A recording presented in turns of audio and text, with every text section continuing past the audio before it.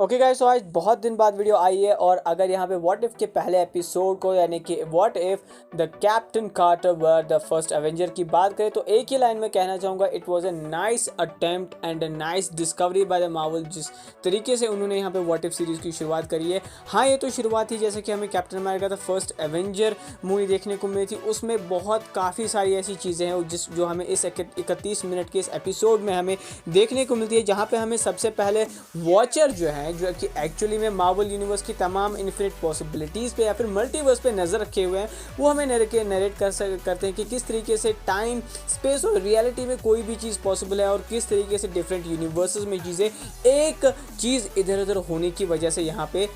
Change होती रहती है, जिसकी वजह से पूरा का पूरा सिनेरियो बदल जाता है। जिस तरीके से अगर हम बात करें, यहाँ पे हमें दिखाया गया कि जो स्टीव रॉजर्स का सुपर सोल्जर सीरम वाला एक्सपेरिमेंट था, जो कि डॉक्टर एर्स्किन और हॉवर्ड स्टार्क ने कंडक्ट किया था एक लैब में, वहाँ पे एक्सीडेंटली जहाँ पे हाइड्रा का बंदा भी मौजूद होता है, जो कि बिल्कुल कैप्टन अमेरिका की पहली मूवी की तरह यहाँ पे सुपर सोल्जर सीरम चुराने की कोशिश करता है, जिसमें वो कामयाब भी होता है। लेकिन एग्जैक्टली यहाँ पे होता क्या है, वो यहाँ पे स्टीव रॉजर्स को ही शूट कर देते हैं, जो कि एक्चुअली में उस एक्सपेरिमेंट का मेन हिस्सा होने वाले होते हैं। लेकिन उसके बाद यहाँ पे स्टीव रॉजर्स को जब गोली लगती है, तब वो उस एक्सपेरिमेंट में यहाँ पे शामिल नहीं हो पाते हैं। लेकिन वहाँ से हॉवर्ड स्टार्क यहाँ पे कहते हैं कि हमें ये एक्सपेरिमेंट अभी करना पड़ेगा, वरना ये हम कभी भी अचीव नहीं कर पाएंगे। जिसके बाद यहाँ पे पैगी कार्टर जो है वो यहाँ पे उस बॉटल में घुस जाती है, उस एक्सपेरिमेंट बॉटल में घुस जाती है, जिसके बाद यहाँ पे वो निकल के आती है कैप्टन कार्टर के रूप में। और जितने भी एडवेंचर्स थे, सारी चीज़ें, जहाँ चाहे हम बात करें हाइड्रा की फर्स्ट वॉर, किस तरीके से यहाँ पे कैप्टन अमेरिका को एक जोक की तरह ट्रीट किया गया था,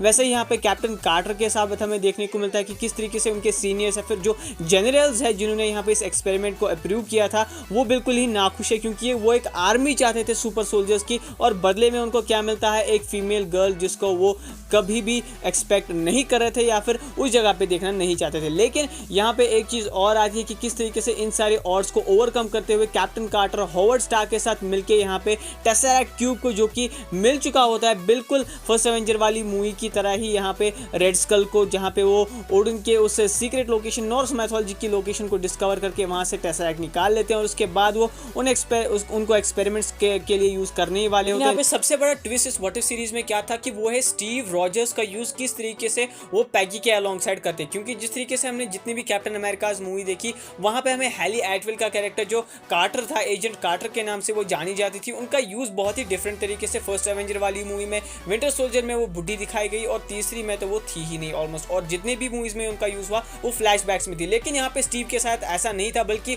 हॉवर्ड स्टार्क ने उन्हें ठीक होने के बाद, जब वो रिकवर हो जाते हैं उस अटैक से, जो कि सुपर सोल्जर सीरम के एक्सपेरिमेंट के वक्त उन पे होता है, तब वो यहाँ पे क्या करते हैं कि हॉवर्ड स्टार्क एक हाइड्रा स्टॉम्पर के नाम का एक सूट बनाकर देते हैं, जो कि बिल्कुल आयरन मोंगर की या फिर टोनी स्टार्क के पहले सूट की आपको वाइब याद दिलाएगा, या फिर हल्क बस्टर की एक वाइब आपको दिलाएगा, जहां पे उसी सूट का यूज करके हाइड्रा के बेसिस को या फिर टेसरेक्ट की लोकेशन को कंटिन्यूसली ढूंढने की कोशिश करते हैं। और हाँ, साथ ही साथ में बकी बार्न्स और जो उनके साथी, जो उनकी बटालियन कैप्टिव हो चुकी होती है, वहां पे भी कमाल का एक्शन हमें एजेंट कार्टर की तरफ से देखने को मिलता है। और साथ ही साथ उनकी असिस्टेंस जो है स्टीव रॉजर्स और उस हाइड्रा स्टॉम्पर की मदद से या फिर उस सूट की मदद से करते हैं। और फाइनली यहाँ पे हमें रेड स्कल जो है एक अलग ही अवतार में नजर आते हैं। टोबी जोन्स का कैरेक्टर, जो आर्निम जोल का कैरेक्टर है, किस तरीके से यहाँ पे उनका फेस ऑफ होता है पैगी कार्टर के साथ या फिर कैप्टन कार्टर के साथ, वो भी काफ़ी ज़्यादा इंटरेस्टिंग था देखना। लेकिन सबसे बड़ी चीज़ जो कि हमें इंट्रीग करती हुई नज़र दिखाई दी, वो यहाँ पे है कि सेबेस्टियन स्टैन के कैरेक्टर का,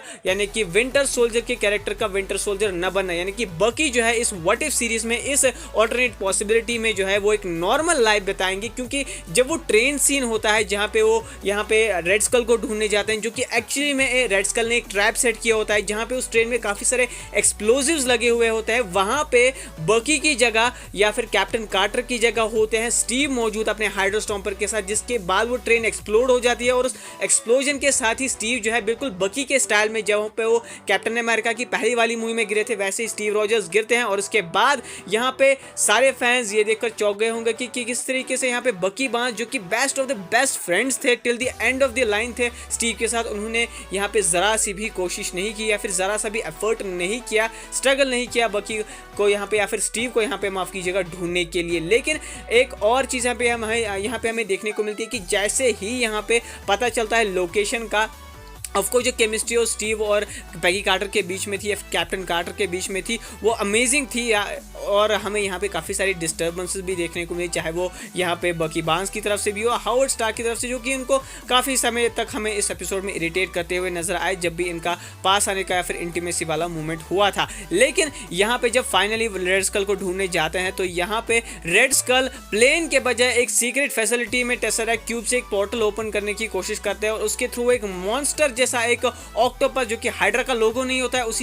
उसी से यहाँ पे उस पोर्टल से एक बहुत ही बड़ी एलियनेटिक ऑक्टोपस को बुलाते हैं, जो कि एक्चुअली में सबसे पहले रेड स्कल को ही खत्म कर देता है। और उसके बाद जब वहाँ पे पैगी कार्टर पहुँचती है या फिर कैप्टन कार्टर पहुँचती है बकी की असिस्टेंस के साथ, जो कि यहाँ पे ढूंढते हैं स्टीव को, और उन्हें ये पता चलता है कि एक्चुअली में जो सूट यहाँ पे हॉवर्ड स्टार्क ने बनाया था वो एक्चुअली में सबसे अनडिस्ट्रॉयबल था या फिर जो अनबीटेबल सूट था, जिसकी मदद से यहाँ पे फिर स्टीव को ढूंढकर उन्हें अपना सूट वापस मिलता है और वो हेल्प करने जाते हैं यहाँ पे कैप्टन कार्टर की। लेकिन कैप्टन कार्टर जो है उस मॉन्स्टर से एपिक फाइट करते करते जो है वो यहाँ पे उस पोर्टल के अंदर घुस जाती है। और सबसे बड़ा ट्विस्ट यहीं पे आता है, यानी कि वो उस पोर्टल के थ्रू कहाँ जाती है, वो जाती है 2012 वाली टाइमलाइन में, जहाँ पे लोकी पहली बार यहाँ पे एंटर हुए थे टेसरेक्ट के पोर्टल के थ्रू एवेंजर्स की यूनिवर्स में या फिर अर्थ पे आए थे, जहाँ पे उन्हें फ्यूरी और हॉकाई का सामना करने को मिलता है। यहाँ पे हमें देखने को मिलता है कि कैप्टन कार्टर कहती है कि मैं किधर हूँ और वॉर का क्या हुआ, और यहाँ पे निक फ्यूरी रिप्लाई करते हैं वॉर जो है ना वो 70 साल पहले खत्म हो गई थी। और ये बिल्कुल वैसा ही है जैसा हमें captain America the first Avenger के लास्ट वाले सीन में देखने को मिला था, जहाँ पे 70 साल बाद जागते हैं स्टीव रॉजर्स अपनी नींद से और फ्यूरी उन्हें कहते हैं कि तुम एक नई दुनिया में हो और तुम 70 सालों से सो रहे थे। तो गाइज ये एपिसोड भर भर के हमें captain America the first avenger की याद दिलाता है। हाँ, एक चीज यहाँ पे डिफरेंट थी, इस एपिसोड के बाद अगर इस स्टोरी का एक नया कंटिन्यूएशन आता है व्हाट इफ के अगले सीजन में, तो हमें यहाँ पे ये दिखाया जाएगा कि एक्चुअली में बकी और स्टीव के साथ हुआ क्या, क्योंकि अब वो दोनों एक साथ यहाँ पे 70 साल तक रहेंगे नॉर्मल ह्यूमन बीइंग्स की तरह। हाँ, यहाँ पे सुपर हीरोइक स्टफ्स या फिर एडवेंचर्स जो है हमें स्टीव के देखने को मिलेंगे हाइड्रा स्टॉर्म पर, या फिर जो है नए नए गैजेट्स के साथ जो कि अलोंग द टाइम या फिर विद द टाइम जो है हॉवर्ड स्टार्क उनके लिए बनाएंगे, और उन्हीं से वो यहाँ पे इविल से फाइट करेंगे या फिर हाइड्रा की एजेंसी से फाइट करेंगे। और हाँ, कैप्टन कार्टर जो है वो हमारे एवेंजर्स को ज्वाइन करेगी, जो कि एक बहुत ही डिफरेंट एवेंजर्स की टीम है, हमें आगे चल के दिखने वाली है अगर इसका नेक्स्ट कंटिन्यूएशन हमें इस सीजन में या फिर अगले सीजन में देखने को मिलता है। सो गाइस, आपको एपिसोड कैसा लगा, आपके इसमें क्या थॉट्स है? काफी सारे ईस्टर एग जो है पहली मूवी से लिए गए थे, चाहे वो डांस वाला स्टफ हो या फिर दोनों की केमिस्ट्री वाला स्टफ हो या फिर जो है एक प्रॉमिस का स्टफ हो, वो सब कुछ जो है वो पहली मूवी से लिया गया था। अगर आपको ये एपिसोड पसंद आया, ये वीडियो पसंद आई है, तो इस वीडियो को लाइक करें, शेयर करें, चैनल को सब्सक्राइब करें। मिलते हैं आपसे नेक्स्ट वीडियो में, take care and be marvellous.